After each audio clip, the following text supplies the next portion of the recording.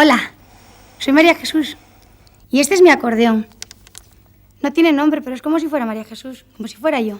Porque juntos vivimos, viajamos y recorremos todos los pueblos y ciudades de España. Y esta semana estamos muy contentos los dos juntos de estar aquí con todos vosotros. Y vamos a empezar con una canción, Paquito el Chocolatero.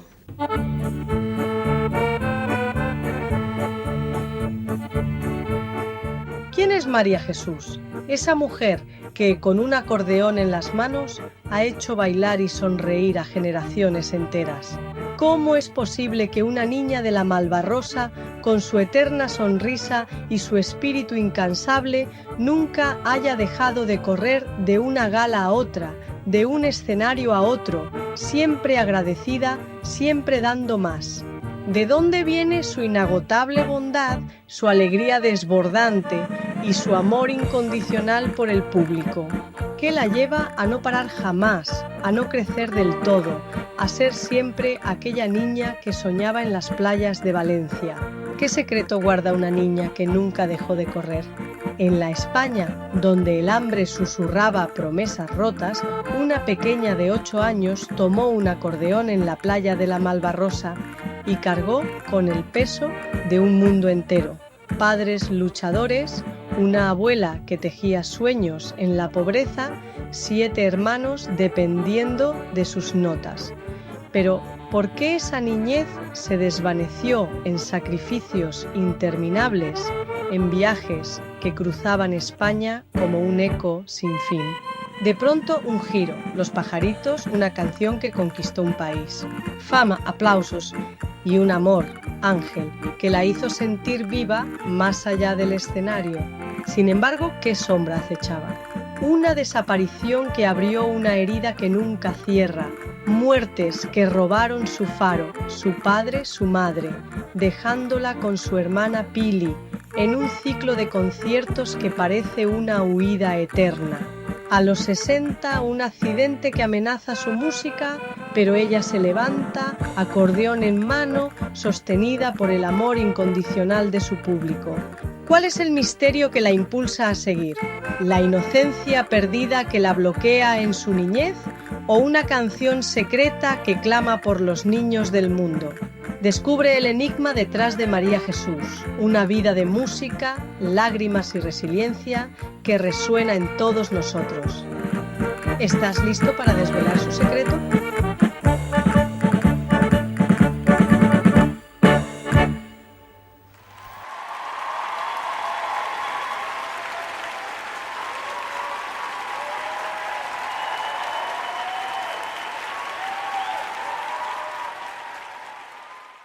¿Qué secreto guarda una niña que nunca dejó de correr? En la España donde el hambre susurraba promesas rotas, una pequeña de 8 años tomó un acordeón en la playa de la Malvarrosa y cargó con el peso de un mundo entero. Padres luchadores, una abuela que tejía sueños en la pobreza, 6 hermanos dependiendo de sus notas. Pero ¿por qué esa niñez se desvaneció en sacrificios interminables, en viajes que cruzaban España como un eco sin fin? De pronto un giro, Los Pajaritos, una canción que conquistó un país, fama, aplausos y un amor, Ángel, que la hizo sentir viva más allá del escenario. Sin embargo, ¿qué sombra acechaba? Una desaparición que abrió una herida que nunca cierra, muertes que robaron su faro, su padre, su madre, dejándola con su hermana Pili en un ciclo de conciertos que parece una huida eterna. ¿Cuál es el misterio que la impulsa a seguir? ¿La inocencia perdida que la bloquea en su niñez o una canción secreta que clama por los niños del mundo? Descubre el enigma detrás de María Jesús. Una vida de música, lágrimas y resiliencia que resuena en todos nosotros. Mi padre era Juan, él era oriundo de un pueblo de Cáceres, nació en Torre de Don Miguel, y mis abuelos ya vivían en un pueblo que se llama Casillas de Coria, un pueblo al que yo tengo tantísimos recuerdos y tanto cariño y tanto amor por ese pueblo, porque ahí estuve la etapa de un poco de mi infancia, pero mi padre le gustaba ver mundo. Yo creo que en esta época de la vida que se puede ir de una parte del mundo a otra, mi padre sería súper feliz. Pero hasta donde él podía llegar en sus sueños era a Cáceres. Fíjate que hay 80 kilómetros. Y mi padre hablaba con mi abuelo era el barbero de allí, de Casillas de Coria, y todo su afán era irse. La única manera que él tuvo de salir del pueblo y de vivir la aventura que él quería era yéndose a la mili, antes de tiempo. Y con 19 años él se fue ya a la mili, estuvo 3 años en Cáceres, pero mira por dónde yo indirectamente le estropeé todos sus planes. Qué persona más maravillosa y qué persona luchadora, un hombre con una inteligencia fuera de lo corriente en aquella época. Pues yo trunqué todos sus planes porque mi padre era un soldadito que, como todos los soldados, paseaban por allí y vio a una chica, María.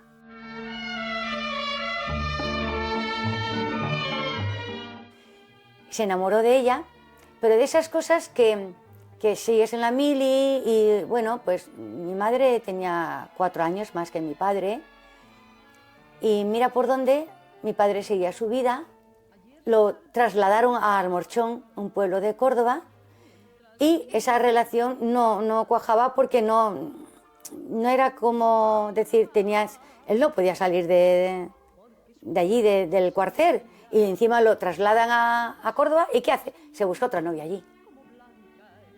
Pero una cosa un poquito así, pues de jóvenes, como de que no tenía trascendencia. Pero mira por dónde, yo te digo esas palabras y parecen fuertes de truncar sus ilusiones, pero es que fue así. Porque mi padre, en uno de los viajes que hizo de Almorchón, donde estaba de soldado, otra vez al cuartel de Cáceres, paseando de nuevo por el paseo de Cánovas, se encontró a una castañera, una señora ya mayor, no mucho, porque es que a lo mejor con 60 años, hoy eres súper joven, y entonces una señora de 60 años era mayor. Y además mi abuela, pues oye, como todas las mujeres, viuda, iba de negro, o sea, vendía castañas ahí una mujer que fue increíblemente también por la parte de mi madre, luchadora, la madre de mi madre, porque había hecho esas que cogían el burro y se iban a Portugal, hacían trasperlo, traía café, lo vendía, o sea, tuvo 9 hijos, tenía que luchar muchísimo. Entonces mi abuela, que vio a este joven soldado que se paró a comprarle castañas y lo miró y le dijo, uy, ¿tú no eres Juanito? Y mi padre dijo, sí. Dice, uy, pues tú no salías con una muchacha de aquí de Cáceres que se llama María. Dice, sí, sí. Dice, pues ven, que te voy a llevar a verla. Y mi padre dijo, ¿voy a verla? Pues mi abuela se quitó el mandil de castañera, a alguien que tenía ahí al lado que conocía le dijo, espérate un momento aquí, guárdame el puesto, que ahora vengo. Detrás de en el paseo de Cánovas, allí en el mismo paseo, está el hospital de Cánovas. O sea, el hospital general de Cáceres. Y mi abuela cogió a mi padre, se lo llevó al hospital y entró en una habitación y mi madre, bueno, estaba allí porque estaba dando el pecho a otros niños. Gracias a que a mí me había tenido allí, tenía que dar el pecho a otros niños. De hecho, tengo una hermana de leche, Inés, que... Bueno, pues mi madre, cuando vio a mi padre, fíjate...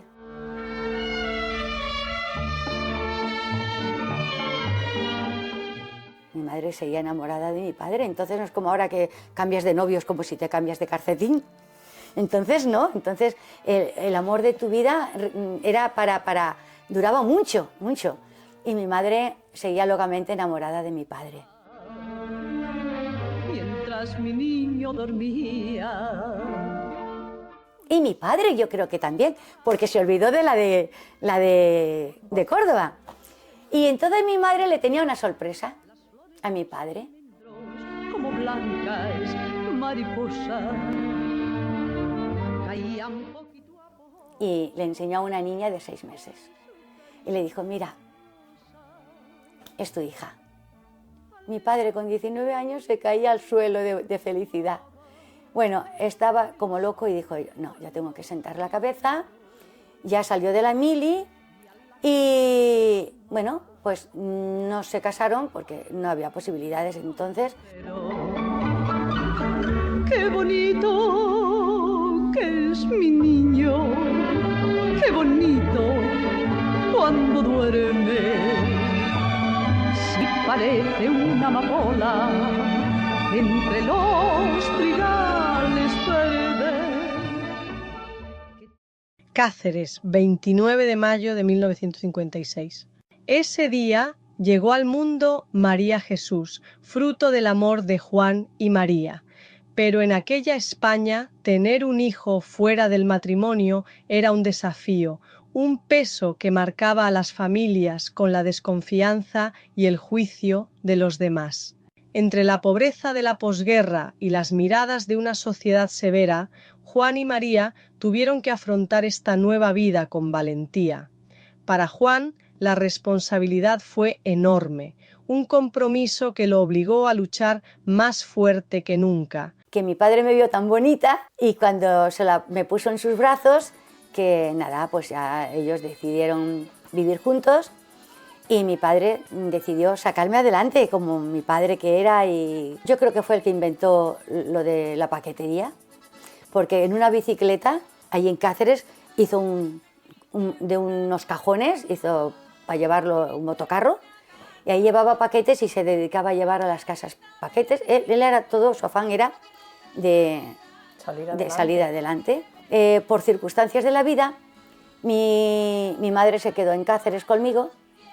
Ella trabajaba limpiando en las casas y lo que se hacía antes, una chica que no tenía estudios y que no tenía otras posibilidades, para sacarme adelante. Y mi padre se fue a Barcelona, a Badalona, a Sant Adrián de Besòs, a trabajar en una fábrica de cristal, de vidrio, de esos que hacían botellas y cosas de cristal. Pero fíjate, mi madre, qué maravilloso, qué persona tan grande con lo pequeñita que era, porque yo soy como mi madre. Mi madre no medía 1,50 y yo tampoco. No llegamos al 1,50, o muy justito, ¿eh? Pero mi madre era tan grande que se fue sin saber leer, sin saber escribir, se fue a Sant Adrián del Besòs a buscar a mi padre. Y por unos parientes que tenía, que vivían allí en Barcelona, que sabían que mi padre tenía contacto con ellos y tal, ella, no sé cómo, recogió dónde vivían y sin saber leer ni escribir se plantó en la casa de ellos y ellos le dijeron dónde estaba mi padre. Mi padre dormía en una pensión, porque entonces no daba para más la cosa. Y cuando mi madre se presentó allí conmigo, yo ya tenía 2 añitos. Y mi padre, bueno, pues como loco, pues en la pensión ya se quedaba mi madre y yo. Es que recordar cosas tan maravillosas, con lo triste que eran, lo duras que eran, pero para mí es tan maravilloso, bueno, que me estáis haciendo muy feliz.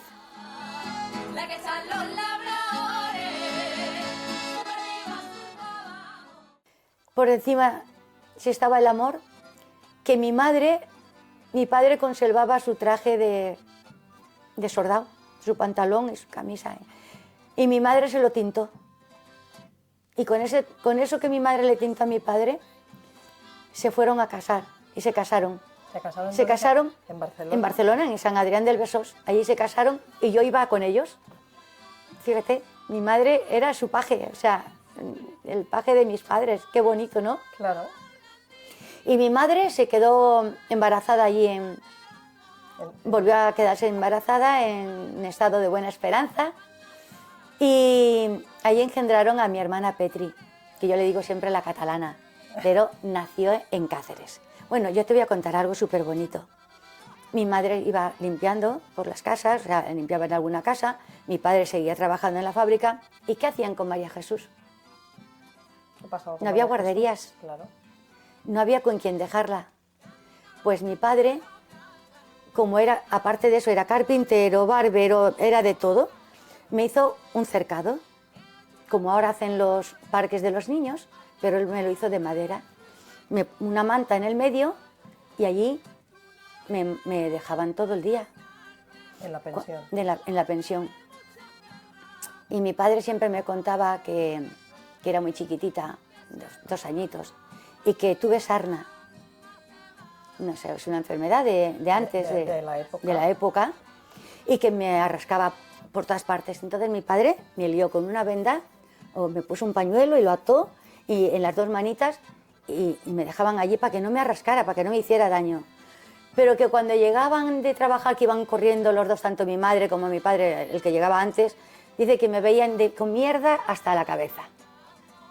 Claro, con 2 añitos allí, y que sufrió mucho. Entonces mi padre dijo que eso no era vida. Mi madre iba a tener otro bebé y entonces nos mandó para Cáceres y nos fuimos mi madre y yo y mi mamá ya muy gordita. Al poquito tiempo ya nada, mi padre ya se despidió, dio los días que tenía que estar y ya se vino después. Pero mi madre en el tren, a mí me entró arenilla, eran unos trenes de carbón.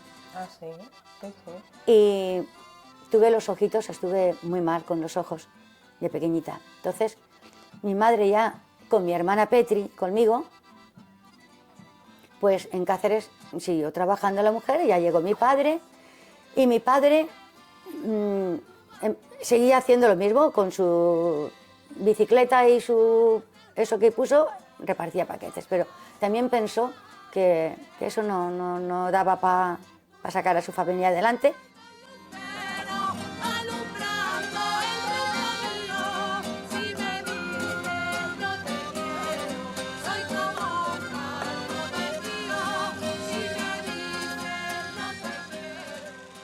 A finales de los 50, una brisa de cambio sopló sobre España. Las playas comenzaron a llenarse de risas, colores y la locura del bikini, un símbolo de libertad que encendía miradas y corazones.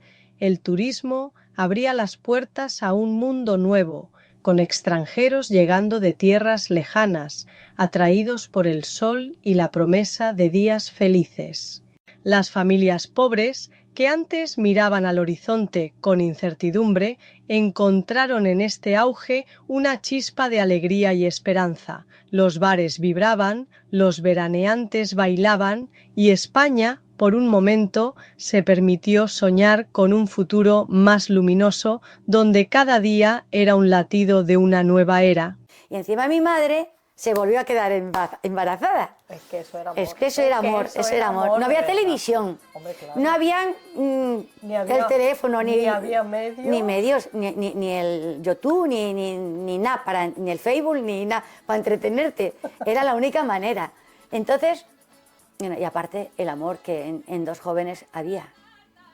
Era lógico, es que ¿no? Estamos hablando de 20 y pocos años. Mi madre 26 y mi padre 21 o 22. O sea, imagínate. Sí, y mi padre dice que cuando estaban en el bautizo, que ya habían bautizado a mi hermano, pensó, con 3 hijos, ¿qué hago?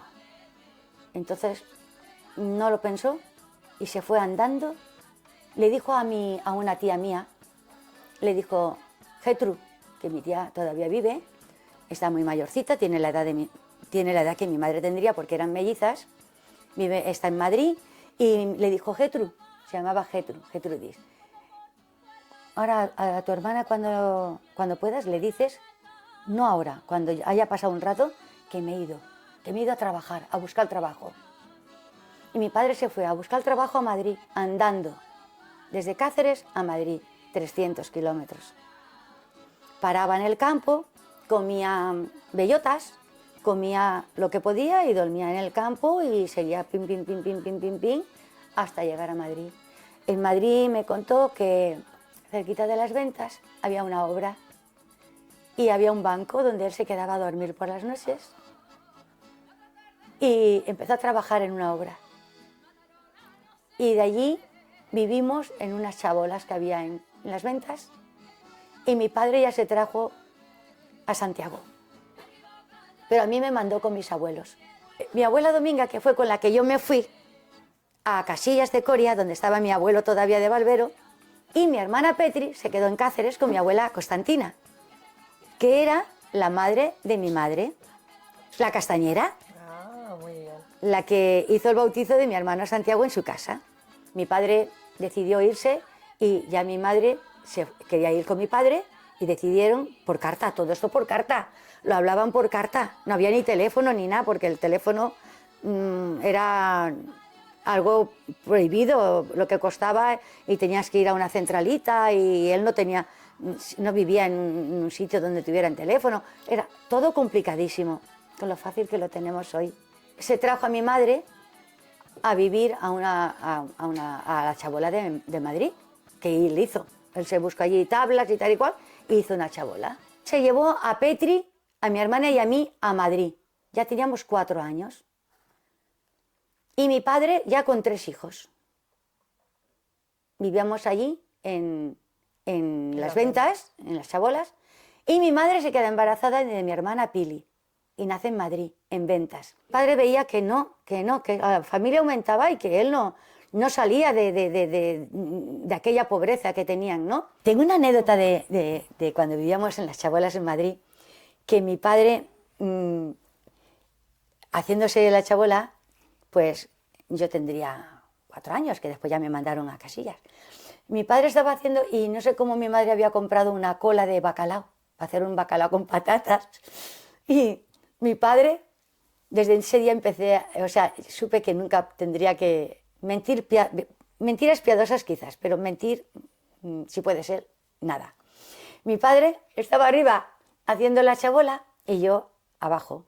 Cogí la cola de bacalao y empecé a quitar trozos y me lo comía. Pequeñita, pequeñita, pequeñita. Y entonces mi madre fue a hacer la comida y el bacalao estaba, que no había, estaba el pellejo solo. Y recuerdo que mi padre me dice, María Jesús, cariño, así, bueno, cariño no, mi padre no decía cariño, mi padre, María Jesús, hija, ¿has visto el bacalao? Mi padre me había visto. Y yo, no, papá. Ah, ¿tú no has visto el bacalao? No, papá. A ver, pues ¿quién se ha comido el bacalao? Y eso, mi padre solamente tenía que mirarme. Y dije, no le puedo decir que no, mi padre, no sé por dónde, pero mi padre sabe que yo me he comido el bacalao. Y hasta que no le dije que había sido yo, me preguntó 200 veces. Hasta que dije, sí, papá, es que, vale, ya está, ¿te lo has comido?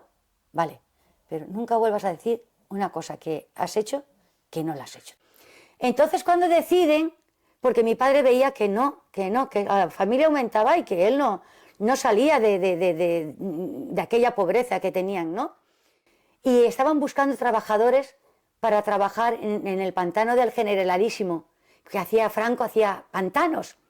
Y entonces mi padre, como estaban llamando a trabajadores, él decide irse. Entonces, ¿qué hacen? A mí me mandan con mi abuela Dominga y a mi hermana Petri la mandan para Cáceres con mi abuela Constantina. Entonces ya sí, mi padre se va con Santiago y con Pili, y mi madre se van los 4 a un pueblo de Valencia que se llama Calles. En Calles, al lado estaba el pantano del Generalísimo, en Cofrentes, o sea, en donde trabajó mi padre. Allí también trabajaban los hermanos de Joselito, el pequeño ruiseñor, ese que fue ha sido niño prodigio. Ha sido y será toda la vida, porque fue un niño prodigio y al que yo quiero con todo mi corazón, es mi hermano José. Y bueno, también Joselito, sus hermanos pasaba lo mismo, eran muchos hermanos, tenían mucha familia y allí mi padre encontró unos amigos que ha sido para toda la vida. Y allí en ese pueblo, en Calles, nació otra hermana mía, Juani, que nació en Calles. Pero a mi padre ya le iba muy bien, hacía de zapatero, era el zapatero del pueblo, porque su tío era el mejor zapatero de Moraleja, un pueblo de Cáceres al lado de Casillas, que todos tenían su oficio, ¿no? Era músico, porque se iba con otro acordeonista y tocaba la batería, y tocaba un poquito el acordeón. Era peluquero, el barbero. O sea, es que mi padre se agarraba a cualquier cosa que él viera que le podía dar para sacar a su familia adelante, eso lo hacía. Llegó un día una compañía de variedades, en verano, en las fiestas. Mi padre se arrimó enseguida allí, porque claro, vio a un acordeonista, a don Antonio Durá, que fue mi maestro, el único maestro de acordeón que he tenido en mi vida. Les llevó platos para que pudieran cenar, les llevó cubiertos, les llevó esto, lo otro, y hizo amistad con el maestro, se arrimó al músico, porque él la música también la llevaba dentro, ¿sabes? La verdad es que era un hombre maravilloso, maravilloso, una gran persona. Entonces este hombre, gran persona que fue don Antonio Durá, le dio una tarjeta, porque mi padre se la pidió, pensando en él, que si algún día iba a Valencia, pues le gustaría que le dijera algo del acordeón y tal. Bueno, porque él tuvo sus charlas con este hombre y le cogió, dijo, no. Pues tengo yo una niña que está en el pueblo con mis padres, que si algún día viene, se la voy a llevar. Y lo sentenció. Había mucha pobreza por todos los Mucha, rincones, pero ¿tú había sabes? que buscarse la vida. Millones de familias había así en España. Sí. Y familias que eran como mis padres, luchadores, se buscaban la vida, trabajaban en el campo, en donde fuera, para sacar a sus familias adelante. Yo creo que las amistades de entonces eran como familia. Cuando tú te ibas, como mi padre, que emigró de Cáceres a Madrid, de Madrid a Calles, allí dice mi padre que en el pueblo toda la gente ayudaba. O sea, no tenía dificultades, por eso yo he dicho que allí le empezó a sonreír la vida. Y en el pueblo, el que no le traía manzanas que había cogido del campo, traía no sé qué, o sea, se ayudaban mutuamente. Ya no había esa pobreza de hambruna. Yo tengo a mi hermanita Pili con una discapacidad y fue por el hambre. O sea, no fue de otra cosa, fue porque no tenía la alimentación que necesitaba ese bebé cuando era... Y no solo podía andar, es que no había.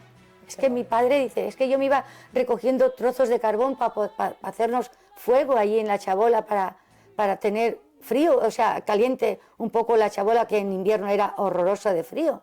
Que mi padre se fue de Madrid porque decía que eso no era vida, y es que es lógico. ¿Te imaginas Madrid en pleno invierno? Y la pena que se muera, lo que vale la alegría, y esta copla tan sencilla que canta Lola. Ay, Lola, Lolita, la figurera. En Calles, mi padre, ya terminaron los trabajos de encofrador. ¿Qué hacía? ¿Qué pasó? Pues que decidió irse a Valencia. En Valencia empezó a trabajar de encofrador en las obras. Son los que hacen los pilares de madera y todo eso, que en las fincas esas altas, altas, altas, altas. Y allí en Valencia, bueno, no había manera de salir adelante, vivían en una posada, donde nació mi último hermano, mi penúltimo hermano, porque después tuvo mi mamá un aborto, pero mi hermano José María, que era el más pequeño de los 6 hermanos. Estaba yo, Petri, Santiago, Pili, Juani y vino José María. José María nació en una posada. O sea, lo tuvo mi madre en casa, porque no había medios, o sea, era precariedad total. Allí vivían un montón de familias en esa posada. Y mi padre se enteró que el Ministerio de la Vivienda estaba dando vivienda a gente pobre. Habían en la Mar Barrosa, en Valencia, habían hecho unas fincas, unas viviendas para donar. Y mi padre se fue directamente al Ministerio de la Vivienda, no le hacían ni caso. Un día y otro día, cuando salía de trabajar el pobre, cogía a mi madre y a todos mis hermanos y se ponía en la puerta. Y mi madre se quedaba allí horas y horas y horas. Hasta que un día entraba don José María, yo no me acuerdo qué más, que era el que daba las viviendas, y mi padre, él se iba enterando porque era muy inteligente. Mi padre tenía para aquella época una inteligencia especial, y él se enteró de quién era la persona con la que tenía que hablar, y un día lo abordó en la puerta. Le dijo, mire, es mi mujer, mis hijos, y no tengo dónde dormir. Y aquel hombre se apiadó, y mi madre estaba entonces para parir ya, que a poquito tiempo tuvo mi hermano José María, y le dijo, y mi mujer, mire, vamos a tener otro hijo y 2 que tengo en Cáceres. Mi padre le explicó, resumiendo en poquito tiempo, toda su situación. Y aquel hombre les hizo tener la opción de tener una vivienda, un piso, en las Casitas Rosas, en la Mar Barrosa, en Valencia. Madre mía, mi padre estaba como loco. Mi madre, cuando nació mi hermano, fue a este hombre y le dijo que quería que fuera su padrino. Y fue el padrino de mi hermano José María. Y ahí empezó, pues, una nueva andadura, que mi padre me reclama. Y reclama a mi hermana. Y ya tiene a sus 2 hijas con él en Valencia, y con mi madre y con sus hermanos. Ya estábamos lo que era toda la familia. Pero mi abuelo y mi abuela no podían estar sin mí. ¿Qué hicieron? Detrás de mí se vinieron ellos. A Valencia. A Valencia. Y ya vivían mis abuelos, mis hermanos, mis padres, o sea, todos vivíamos en el piso. Que podría recordar toda mi infancia con pena y no puedo. Lo hago con una felicidad, con una gratitud hacia mis padres, porque mi madre luchó tanto. Esa mujer que se iba a las 7 de la mañana a fregar platos a un restaurante, esto ya en Valencia, ¿no? Y nos dejaba a mis hermanos y a mí con mi abuela. Mi abuelo falleció muy joven, falleció allí con 56 años. Y había tenido una embolia y se lo llevó, bueno, falleció bastante joven. Y se quedó mi abuela con nosotros, y mi abuela hizo el cargo de abuela madre. Mi madre se iba muy temprano, venía a las 6 de la tarde o las 7 cuando ya terminaba de limpiar todo en el restaurante. Y mi madre no sabía leer ni escribir. Era una mujer hecha para ser madre, para tener a sus hijos. Mi padre eran perfectos, o sea, el uno con el otro, pero el uno era todo sabiduría y mi madre era esa bondad, esa inocencia, esa que tenían las mujeres de antes. Allí en Casillas de Coria quiero hacer resaltar algo. Tuve a alguien en mi vida que hasta el día de hoy, que ya tiene 96 años, estará siempre en mi corazón, mi maestra. Por desgracia no pudo enseñarme todo lo que necesitaba porque mi padre me reclamaron enseguida, doña Paula. Ahora ya es muy mayor, pero para mí ten en cuenta que doña Paula era la maestra. Yo no pude ir mucho al colegio con ella, pero lo poquito que fui me enseñó lo que era tener hacia los demás, porque era muy buena. Yo fui a tomar la comunión, no como todos los niños, con un vestido bonito y largo y tal. Ella me regaló un vestidito corto de comunión. Vivíamos enfrente de la iglesia, allí en Casillas de Coria. Y recuerdo que mi abuelo, que era idéntico a mi padre, porque era un gran conversador y una persona que la apreciaba en todo el pueblo, porque era un hombre muy correcto, un hombre educado, un hombre que mi padre lo fue así también, fuera como su padre. De ahí de Casillas de Coria me traje algo importantísimo, que fue la amistad y el cariño inmenso que durante toda mi vida he tenido a doña Paulita. Para mí doña Paula, bueno, fue la maestra de muchos niños de aquel pueblo, que se criaron allí, y creo que un referente en muchas personas. Entonces me siento orgullosa de haber tenido la suerte de haberla conocido y de contar con su cariño y su amistad, un inmenso cariño. O sea que fue una etapa que se vivía así y que para nada ha sido algo que tengas que avergonzarte de ello, ni mucho menos. Yo lo llevo con mucho orgullo, porque fue una lucha que tuvo su recompensa, porque mis padres llegaron a vivir después en su vejez una vida bonita, agradable, y aquello les había servido para saber que por lo que habían luchado mereció la pena. En los años 50, España era un país de sombras y esperanzas rotas. Para los más pobres, la vida era una lucha diaria, marcada por el hambre y la incertidumbre. En los campos, las familias trabajaban de sol a sol, pero la tierra apenas alcanzaba para sobrevivir. Miles abandonaron sus pueblos, empujados por el sueño de un futuro mejor, hacia las ciudades que crecían con fábricas y promesas, o al extranjero, donde el trabajo parecía esperar. Era un tiempo de despedidas, de maletas llenas de ilusiones y corazones pesados. En esta España, cada paso era un acto de fe, cada día una batalla para no rendirse. En Valencia, mi padre, no sé cómo, él tenía una acordeón pequeñita. ¿Cómo la consiguió? Nunca se lo pregunté. Y nunca dejó de la mano la tarjeta que le dio el hombre aquel, que era profesor de acordeón, don Antonio Durán. Mira por dónde mi padre nos entretenía, porque claro, 6 niños, nosotros nos bajábamos a jugar a veces a la puerta, íbamos al bar de domingo, y domingo que se le llenaba el bar viendo Bonanza y aquellas series que habían entonces, y ¿qué hacía? Los niños nos mandaba fuera porque no hacíamos gasto. Y yo, papá, es que no podemos ver. Bueno, nada, pues mi padre cogía el acordeón y empezaba a tocar y nos entretenía.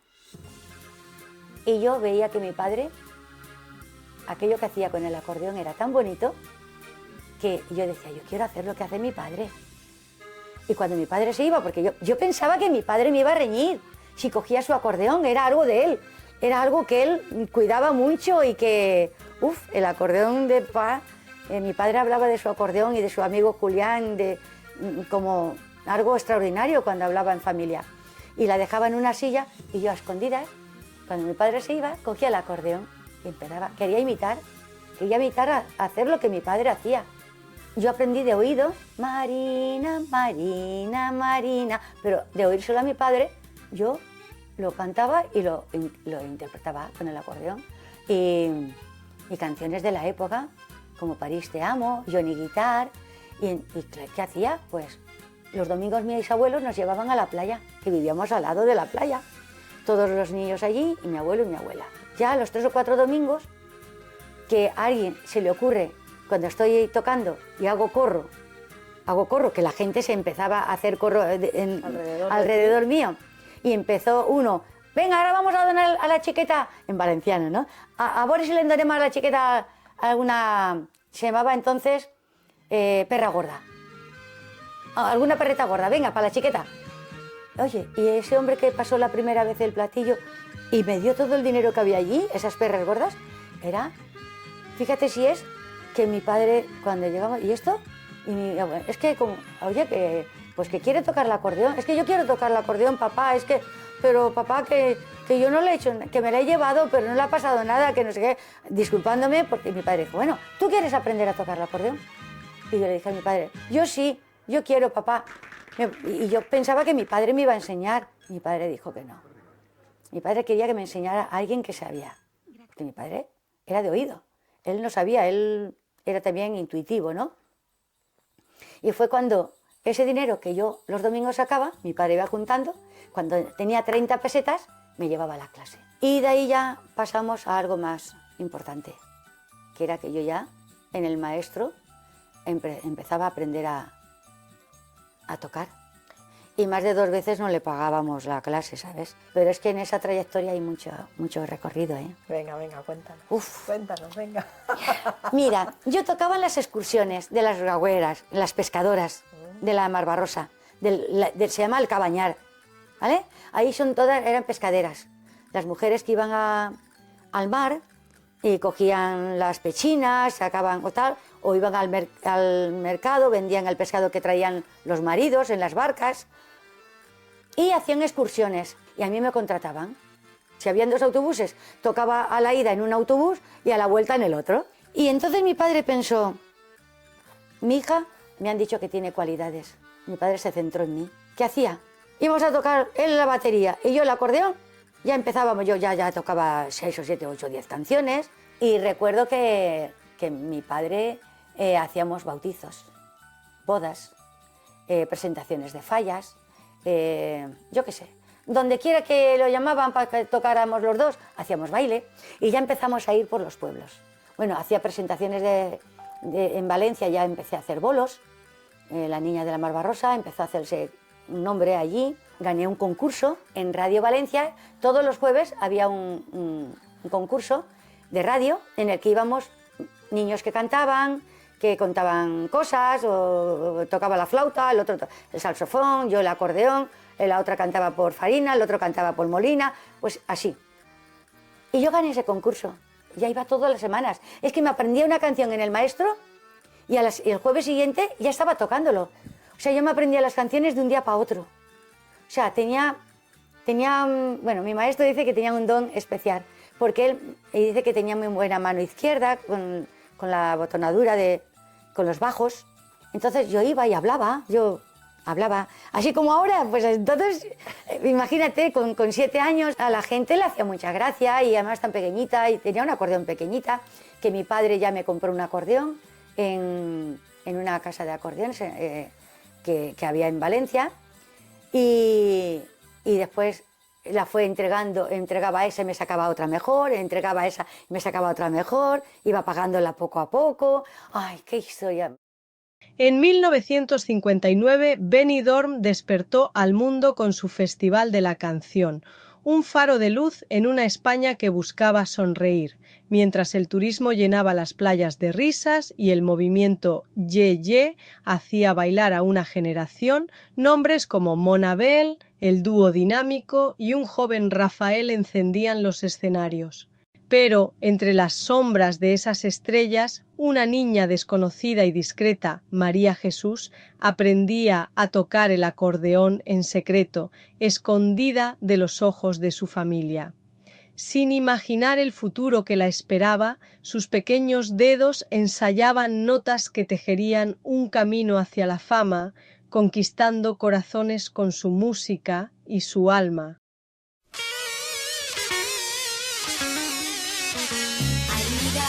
Cielo azul, a Cupido descubrí, disparaba con sus flechas, pero el blanco no de mí. Tal vez yo, o tal vez tú. Hay quien te hablará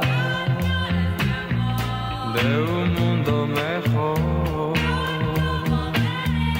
Yo solo te hablé de todo mi amor. No te quieres enterar. Quiero de verdad, yeah, yeah, yeah, yeah. Y tendrás que pedirme de rodillas un poquito de amor, pero no te lo daré, yeah, yeah, porque no te quiero ver, yeah, yeah, yeah, yeah. Estuve enamorado de ti, estuve enamorado de ti, pero ya no siento nada, ni me inquieta tu mirada. ¡Ay,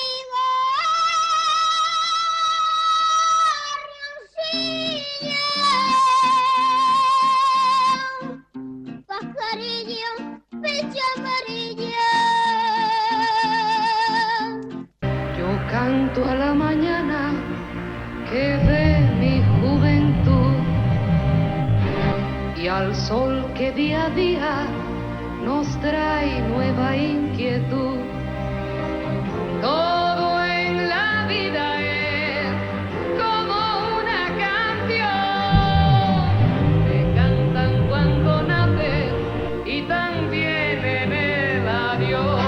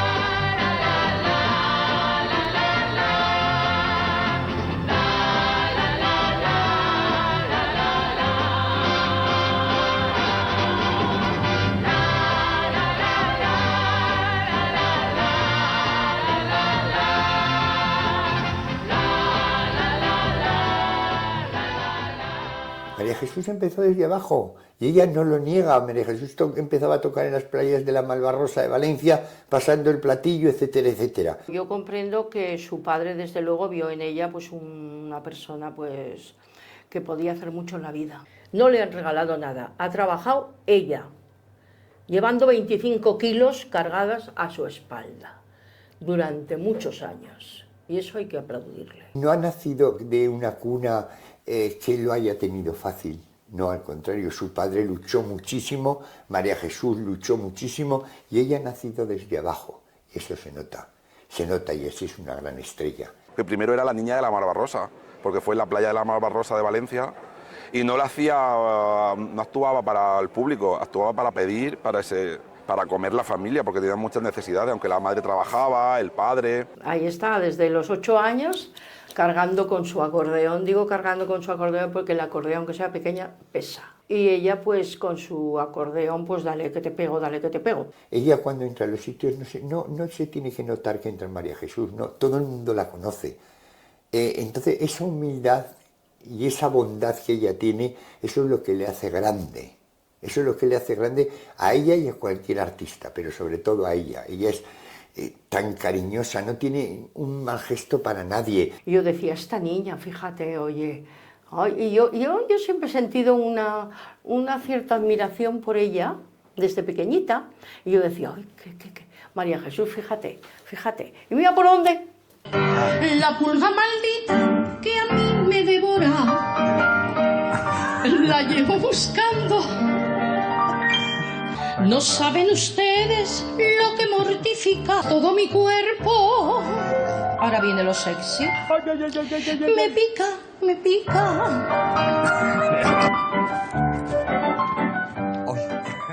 Vino que esa niña de la Malvarrosa se convirtió casi indispensable en presentaciones de fallas, en espectáculos de variedades de los pueblos de la provincia de Valencia, y eso para mí ya era muchísimo. Bien es verdad que ya fue una época súper bonita, ¿no?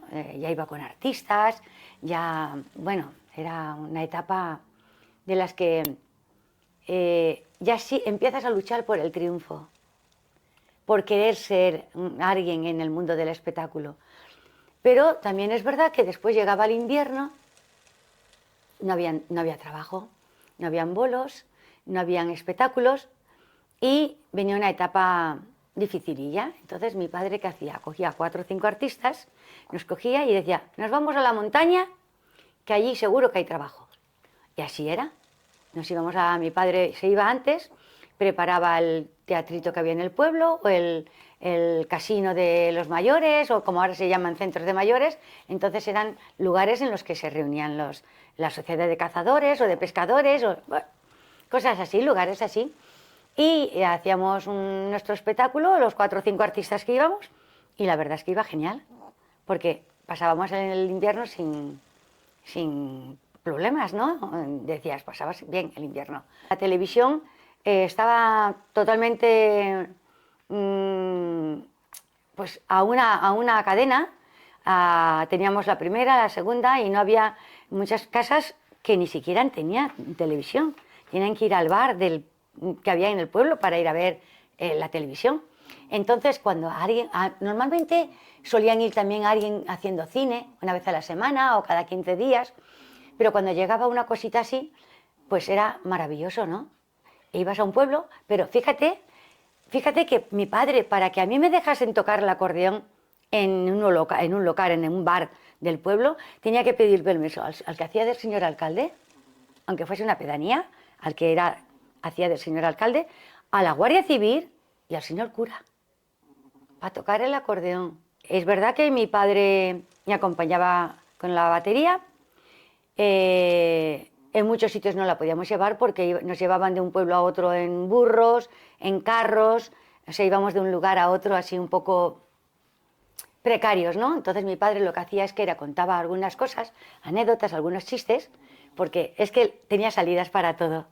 Y entonces también hacía una rifa y la hacía él. Después tenía un señor que venía con nosotros, un matrimonio, que cantaba, y la señora también, y hacían su espectáculo. Así salíamos y lo primero que hacía yo tocaba 3 o 4 canciones y yo después, mientras cantaban los otros, yo pasaba una bandeja. Después yo volvía otra vez a tocar y después vendía la señora que cantaba, vendía las tiras, que mi padre hacíamos una rifa una botella de coñac que normalmente siempre íbamos la señora y yo porque la sacábamos gratis. La verdad es que era súper bonito, muy bonito pero duro, porque habían sitios en los que no teníamos dónde dormir, había que ir a pedir que en cualquier casa te dejasen, normalmente nos dejaban donde estaban los animales. Después para hacer de comer pedían permiso, la señora cocinaba muy bien y hacía, sobre todo arroz, al arroz, era todos los días. Y nos hacía unos arroces con fresols o arroz así caldosito y tal, y todos los días comíamos de caliente gracias a que pedíamos permiso, y en las casas donde pedíamos permiso nos dejaban cocinar, ¿no? Y llevábamos nuestra botellita de aceite, llevábamos, a lo mejor nos decían, pues 10 pesetas de gastos del gas o de la leña, o yo qué sé. Hemos tenido de gasto, le hemos pagado al que nos ha llevado en el carro 5 pesetas, al que nos ha dejado comer, que nos ha dejado cocinar, 10 pesetas y tal. Y entonces se pagaba todos los gastos por dormir en una posada o donde nos dejaban, tanto. Y después ya se repartía el dinero que se había sacado y mi padre iba en una mobilette, en un motorcito, y él se iba todas las semanas a ver a mi madre y a mis hermanos, a llevarle dinerito para que subsistieran, ¿no? Y bueno, fue una etapa que yo recuerdo tan bonita. A veces hay alguna cosilla amarga, ¿no? Como el de ir recuerdo en Cofrentes, que fuimos a actuar allí, así, en una velada, que mi padre arregló el bar del pueblo. Y yo recuerdo que nos fuimos, que ese día me había venido a Valencia con mi padre, y al volver, mi padre, normalmente si yo iba en la motorcito con él, me llenaba todo el cuerpecito, toda la parte de arriba, de periódico, para que no pasara frío. Tampoco teníamos cosas de abrigo de mucha importancia, entonces sí que hacía muchísimo frío por Albacete, Cuenca y la parte esa de Valencia, mucho frío.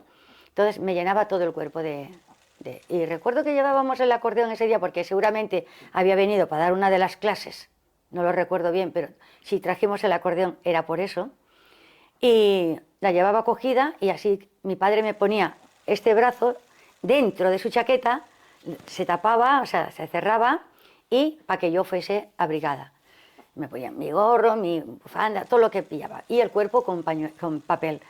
Y yo recuerdo que llegué con esta mano congelada. Y vi las estrellas porque la señora me puso agua caliente. Entonces la mano estaba súper fría y al ponerme el agua caliente fue horroroso. Lo pasé muy mal, se me puso toda la mano morada y fue duro. Pero después, pues nada, a los 2 días ya estaba tocando, nos quedamos allí en aquel pueblo porque había nevado y hacía mucho frío. Y la verdad es que son cosas que se recuerdan, pues yo pienso que yo las recuerdo en mi caso, en mi lugar, pero otras personas en su trabajo recordarán también sus vivencias y sus cosas que habrán pasado. No todo va a ser de color de rosa, habrán pasado también cosas que les habrá enseñado a que, sobre todo lo que nos enseñaban antes, que cuesta mucho de conseguir las cosas. Y bueno, pues me siento, el recordar todo esto me pone un poquitín así. Melancólica. Sí. Fíjate que yo siempre he pensado que había algo que a mí me llenaba muchísimo. Yo conocía, en todos los sitios que íbamos, siempre había alguien interesante, alguien del que aprendías, que había sido el tío tal, que había hecho esto, o había estado en América, otro que se había ido a Argentina, que había vuelto y te contaba su historia. O sea, esas cosas yo las he vivido en los pueblos de pequeña, o sea, que era como algo que mi padre a mí me decía: María Jesús, hija, nosotros estamos de lugar en lugar, ¿no? Además sufriéndolo, caminando, andando y con mucho trabajo. Dice, pero tú no te arrepientas nunca, porque esto es la carrera de abogado. Dice, estás aprendiendo derecho sin estudiarlo. Y en cierta manera, unos estudian derecho para defender a los demás, pero otros defienden para defenderte tú en la vida. Y ese es el aprendizaje porque yo siempre he dicho que a mí me podría fallar ahora mismo mis dedos por una circunstancia de cualquier cosa, una enfermedad o cualquier cosa, pero siempre sabría irme ponerme en un mercadillo y vender verdura, o vender churros, o irme a limpiar, no me moriría, yo creo que ella de hambre. María Jesús nos va a hacer un regalo ahora, va a dedicar una canción a un muñeco muy popular que conocéis todos vosotros, se llama Popeye. María Jesús, cuando quiere.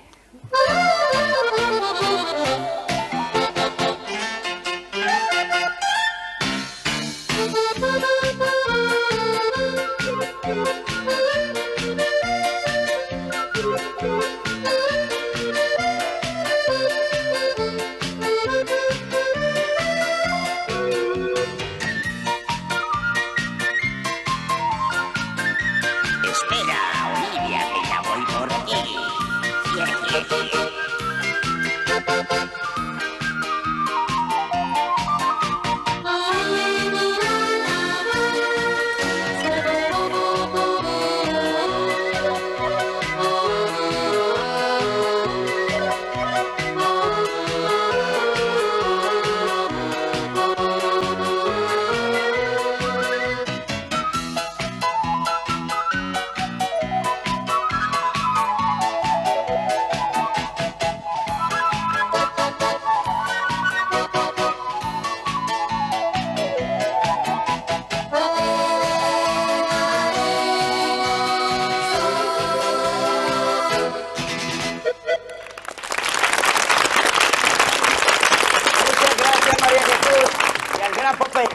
Y nosotros ya llegamos al Fas del Pi, pero no conocíamos Benidorm. Aquí conocí al cura párroco. Este hombre fue profesor en el instituto de Benidorm y mira por dónde tenía mucha relación con personas de Benidorm.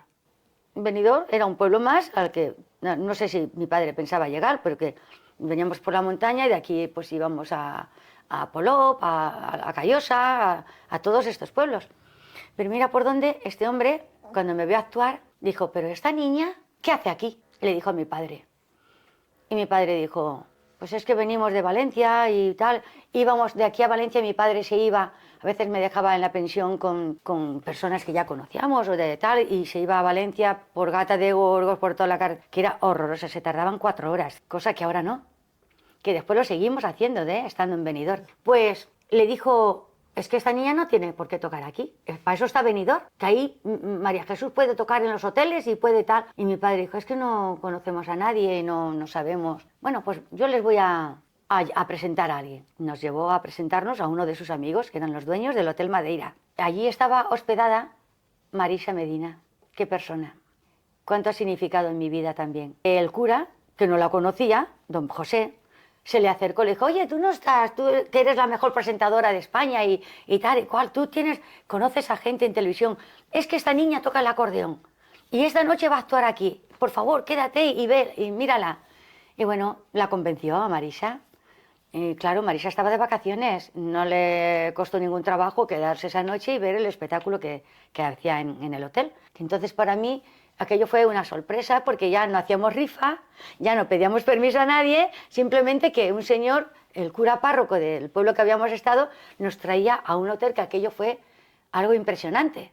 Y no existía el Rincón de Lois ni el 90% de los edificios que hay hoy en Benidorm.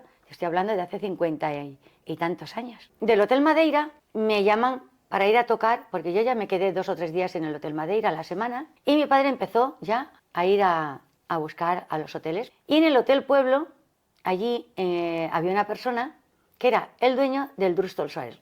Y le dijo que quería contratarme. Y le dijo a mi padre, si su hija llena el local, la contrato para todos los días. Ya no era pedir, ni hacer una rifa, ni hacer nada, ya era un dinero que te daban por tu trabajo, un sueldo. Y mi padre dijo, pues muchas gracias y tal, y nos la jugamos y Dios nos vino a ver. Lo digo porque en ese local, el cual yo a las 10 de la noche lo llenaba a tope de turistas, de todas las nacionalidades, y aparte de españoles, de todos, de madrileños, de vascos, de asturianos, de todas partes de España. Cada noche se me llenaba aquello. Muchísimos matrimonios se han casado conociéndome a mí ahí, y eran jóvenes ellos, y ahí se conocían viniendo a ver a María Jesús. El dueño de ese local le dijo a mi padre un día, María Jesús tendría que que grabar algún disco, porque estaba de moda entonces los LPs y todo esto. Y él puso el dinero. Nos fuimos a Barcelona, mandó a mi padre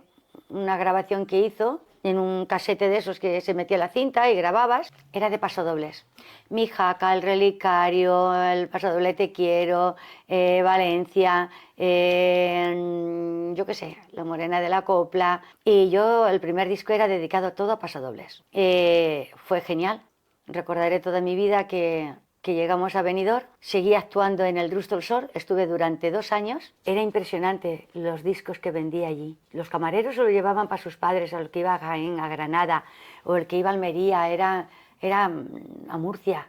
Ya María Jesús empezaba a dar a conocer. Ya empecé a grabar discos, ya empezaba a hacer hoteles. Llegué a una época de mi vida que hacía hasta 7 y 8 hoteles diarios. Empezábamos a las 6 de la tarde para la cena de los alemanes y los belgas en el Hotel Belroy, y terminaba en el Hotel Rosamar a la 1 de la noche. Ya Benidorm se empezaba ya a hacer muy famoso. Yo tuve la suerte de conocer a un gran hombre, una gran persona, y que también tuve la suerte de contar con su cariño, su amistad, que era don Pedro Zaragoza, que era el precursor de este Benidorm, porque él se fue a Madrid a decirle a quien mandaba que en Benidorm tenían que existir los bikinis, porque era como las chicas mejor se bañaban. He conocido el cambio del Rincón de Lois, que no había nada, era todo campo, y he conocido el Benidorm que desde que te levantabas por la mañana, a las 12 de la mañana ya habían orquestas tocando en la playa del Levante, y he conocido ese Benidorm maravilloso en que cada cafetería tenía orquestas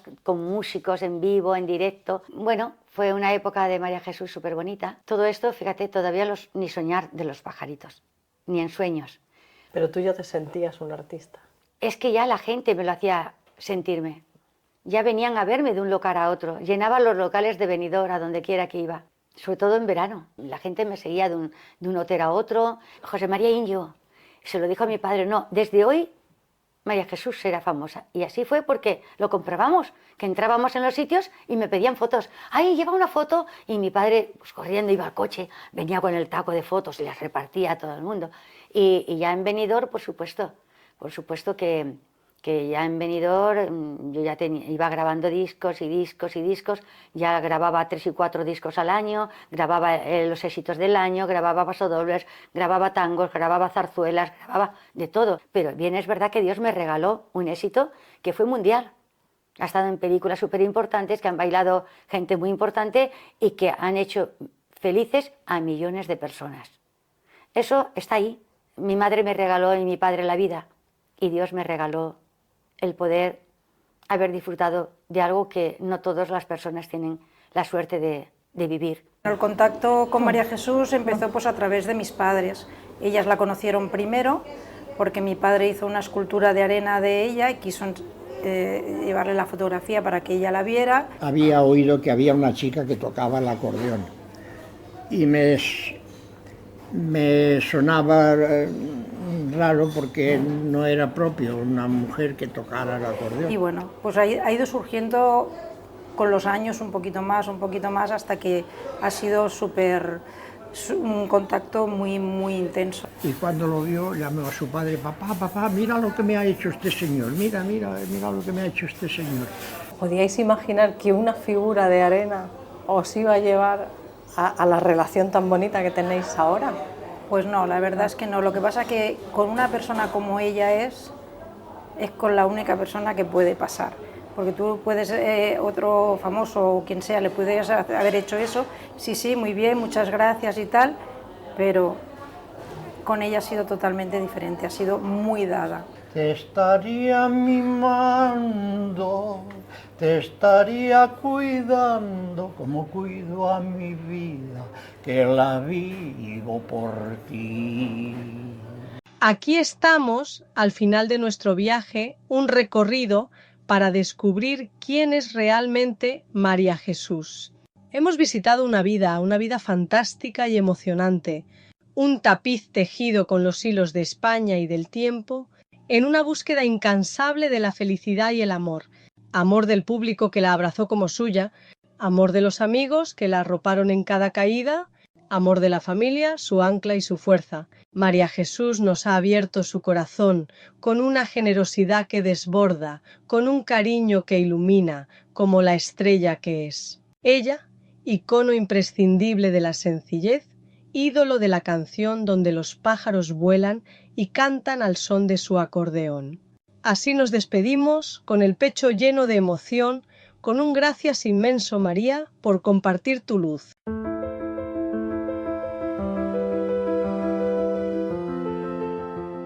Este documental es, ante todo, un homenaje sincero a la familia de María Jesús, especialmente a sus hermanos, que han sido su refugio, su fuerza y su raíz. Ellos la han sostenido en cada paso, en cada escenario y en cada silencio. Sin su amor incondicional, su trayectoria no habría brillado igual. Este trabajo celebra no solo al artista, sino a la familia que hizo posible que su luz nunca se apagara.